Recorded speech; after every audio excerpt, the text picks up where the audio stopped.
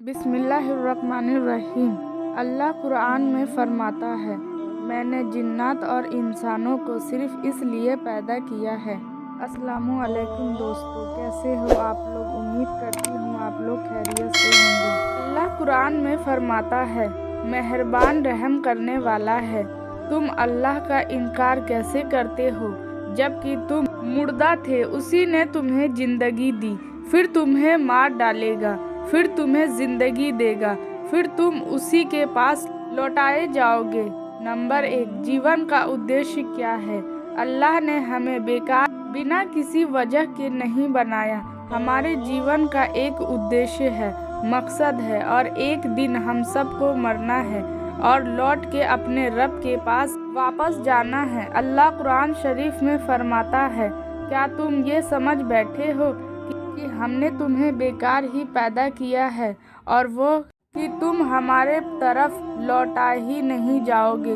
अल्लाह ने हमें कुरान शरीफ में हमारे जीवन का मकसद और उद्देश्य बताया। अल्लाह ने हमें सिर्फ अपनी इबादत पूजा के लिए बनाया है और अच्छे कर्म करने के लिए, एक बुरे कर्मों से बचने के लिए बनाया है। यही हमारी जीवन का उद्देश्य है। इस्लाम में इबादत का मतलब सिर्फ पूजा पाठ नहीं, बल्कि हर वो काम जो अल्लाह के लिए किया जाए और उसके बताए हुए तरीके के अनुसार किए जाए, वो इबादत है। इबादत का मतलब है कि हम अपना जीवन अल्लाह के बताए हुए तरीके के अनुसार गुजारे और उसका कहा माने, सिर्फ उसी के आगे झुके और जिस तरह उसने बताया उसी तरह उसकी इबादत करे, और जिस काम से उसने हमें रोक दिया उससे रुक जाए। जो काम करने का हुक्म दिया है वो करे। जो अच्छे कर्म करेगा, अल्लाह का कहा मानेगा और अल्लाह के बताए हुए तरीके के मुताबिक जीवन गुजारेगा, वो मरने के बाद जन्नत में जाएगा। और जो कोई भी बुरा काम करेगा, अल्लाह का कहा नहीं मानेगा, वो जहन्नम यानी नरक में जाएगा। और जो जन्नत में चला जाएगा और जहन्नम से बच गया, वो कामयाब हो गया।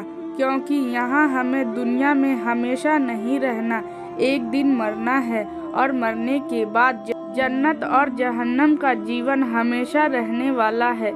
अल्लाह कुरान में फरमाता है, मैंने जिन्नात और इंसानों को सिर्फ इसलिए पैदा किया है कि वो सिर्फ मेरी ही इबादत पूजा करे। जिसने मौत और जिंदगी को इसलिए बनाया ताकि तुम्हारी परीक्षा ले कि तुम में से अच्छे काम कौन करता है। हर जान मौत का मजा चखने वाली है और कयामत के दिन तुम अपने किए का पूरा पुत बदला पाओगे। बस जो जन्नत स्वर्ग में दाखिल हो गया और जहन्नम यानी नर्क से बाहर, ये असल में कामयाब होगा। और दुनिया की जिंदगी हो सिर्फ धोखे की जगह है। नंबर 2, इबादत पूजा जिसकी करनी चाहिए।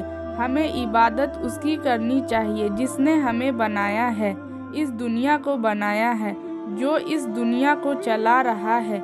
अल्लाह कुरान में फरमाता है, लोगों अपने उस रब की इबादत यानी पूजा करो जिसने तुम्हें और तुमसे पहले लोगों को पैदा किया। इसी में तुम्हारा बचाव है, जिसने तुम्हारे लिए जमीन को फर्श और आसमान को छत बनाया और आसमान से पानी उतारकर उससे फल पैदा करके तुम्हें रोजी दी।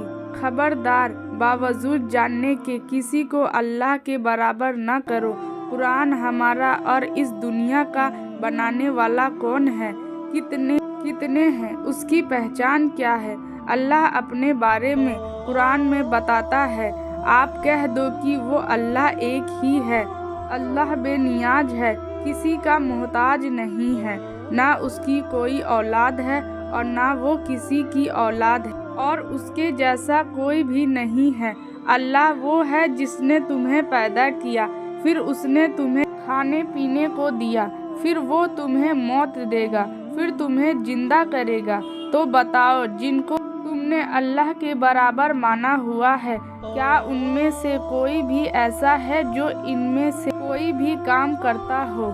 पाक है वो अल्लाह और सबसे ऊंचा है हर उससे जिसको ये लोग उसके बराबर करते हैं। अल्लाह वो है कि جس کے سوا کوئی عبادت کے لائق نہیں، وہ تمہیں ضرور قیامت کے دن جمع کرے گا، جس کے آنے میں کوئی شک نہیں، اور اللہ سے زیادہ سچی بات اور کس کی ہو سکتی ہے۔ نمبر 4، سب سے برا کرم کیا ہے؟ سب سے پہلے ہم یہ سمجھ لیں کہ ہمارا بنانے والا خدا ایک ہے، اس کے بہت سارے نام ہیں، لیکن ہم اسے صرف اسی ناموں سے پکارے جو اس نے ہمیں اپنے پیغمبروں کے دوارا اپنی کتابوں میں سکھائے، لیکن وہ ایک ہی ہے۔ اسی نے ساری زمین آسمان کو بنایا، اسی نے سب چیزوں کو بنایا، سارے انسانوں کو بھی اسی نے بنایا۔ وہ ایک ہی ہے، دو نہیں ہے۔ اللہ کی نظر میں سب سے بڑا پاپ یہ ہے کہ اس اللہ کو چھوڑ کر جو اس دنیا کا بنانے والا ہے، کسی اور کی عبادت پوجا کرنا یا اس کے ساتھ ساتھ کسی اور کی بھی پوجا کرنا، یہ بہت سارے خداؤں کو ماننا، یہ سب سے بڑا پاپ ہے۔ اس سے وہ کبھی معاف نہیں کرے گا۔ جو انسان ایسا کرے گا وہ جہنم کی آگ میں ہمیشہ رہے گا۔ دوستو، ویڈیو اچھی لگی ہو تو اس ویڈیو کو اپنے دوستوں اور رشتہ داروں میں